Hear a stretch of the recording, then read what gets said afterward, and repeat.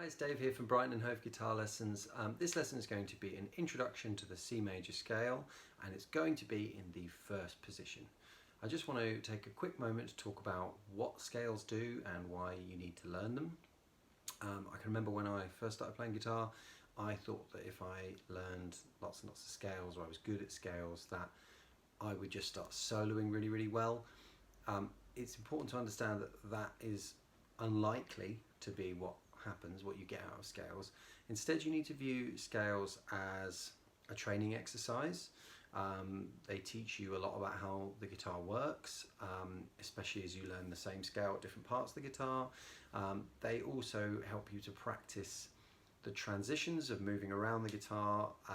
You're practicing things like picking technique in a really simple way, but also everything that you ever play on the guitar is going to be constructed from scales in some capacity or another, or chords obviously, and so although it's not quite as simple as learn scales go in and great soloing comes out, it is a bit more kind of learn scales, they teach you how to move around the guitar and phrase on the guitar, and then it's going to make learning solos and phrases and all the other bits that make great playing that much easier because you're used to playing these passages.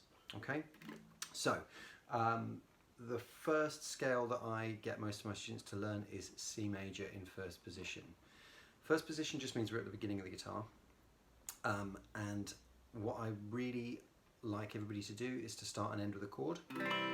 Okay, so what I'm going to do first of all is I'm going to just play. I appreciate you probably can't see brilliantly from this position, so I'm just going to play and talk through the scale from this position, and then I'll move closer to the camera and just show you close up in a minute. So C major in first position, we've got a C major chord,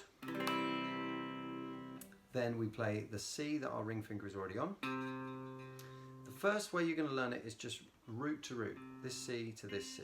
Okay, so you're going to start here on C, then you're going to move to the open D string, second fret on the D string, that's the note of E, third fret on the D string, that's the note of F, open G string, second fret on the G string, the note of A, open B string, and then first fret on the B string, the note of C.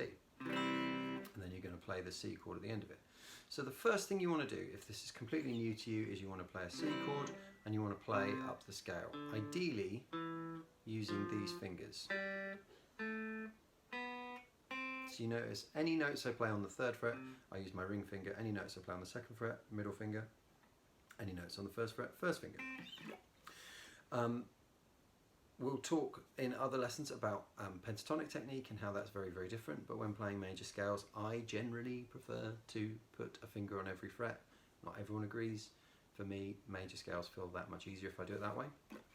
So to go through that again, make the C chord, C, D, E, F, G, A, B, C.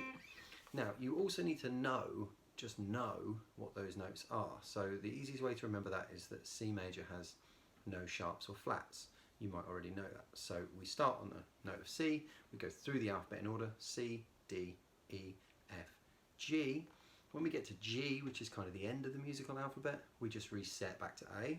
So C, D, E, F, G, A, B, and then we finish on C. So that's the first thing you want to try and do. That scale in that position, ascending. When you first start off, you're going to start doing it like this, and your fingers will be moving around. If you can, try to hold the shape of the chord so that you're kind of moving your fingers as little as possible. Don't obsess over that. Some of my students kind of go like, oh, I'll just move that finger a tiny little bit, and then I'll move it back a tiny little bit. It doesn't have to be like that. What I'm getting at is that, let's say you were playing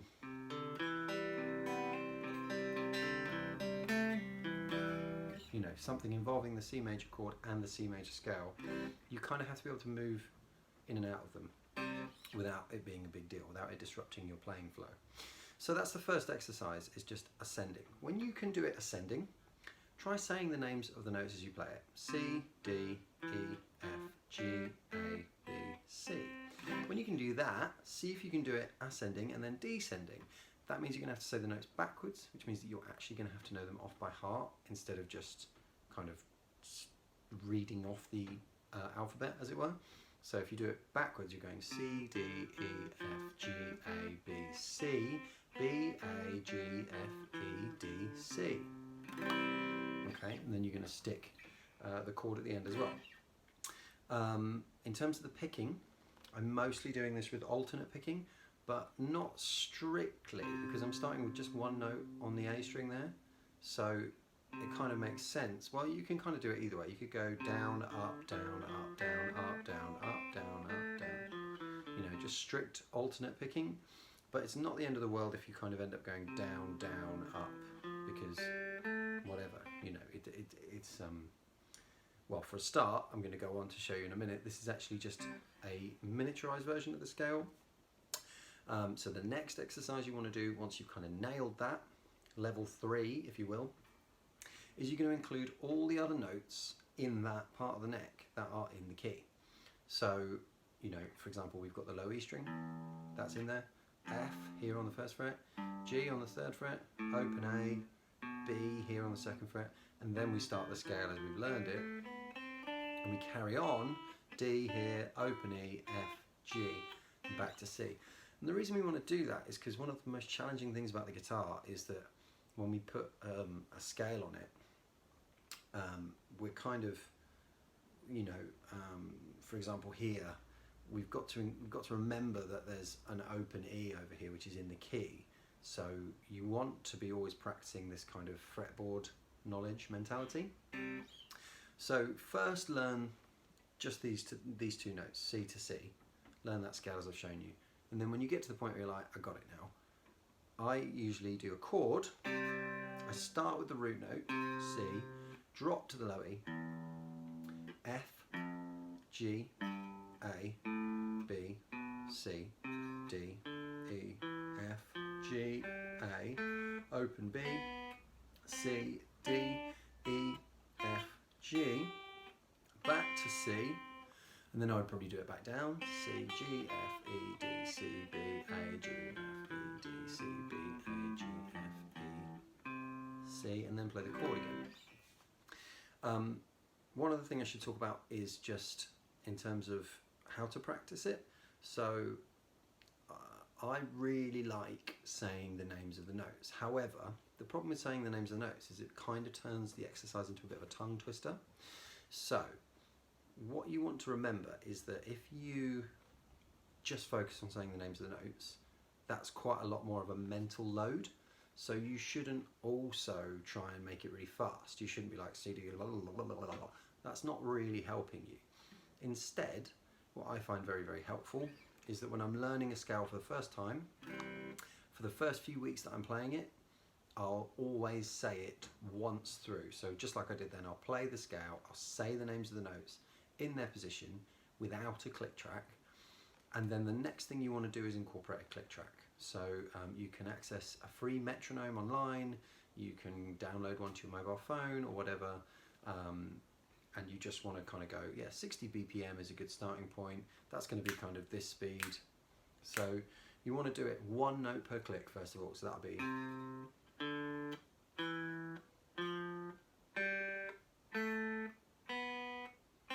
okay, and then just add a few BPM, maybe try and do it 3 times, like 60, 63, 66. I always find 3 BPM increments is a really good field to work in because you barely feel the difference between them. So trying to do it 3 times every practice session and just bumping that by 3 BPM. Then when you get it to 120 BPM, drop it back to 60, but now play 2 notes per click. So it'll still be going like this, but you're going. And basically, it's not necessarily all about speed, but it's just being able to play that scale reasonably, you know, cleanly articulated. You can hear my amp here it's really clean. It's not like dirty, loads of gain, because then you just suddenly want to start shredding. So nice clean sound on your guitar, and just make sure that you can hear all the notes. Ooh.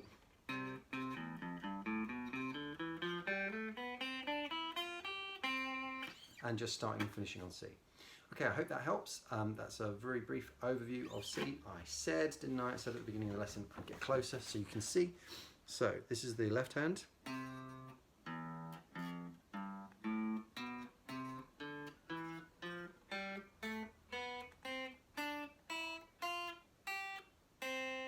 Okay, and then descending, same thing in reverse.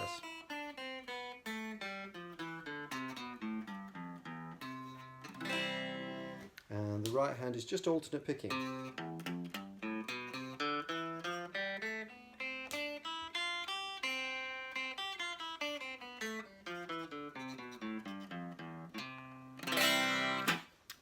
Okay, hope you enjoyed that video.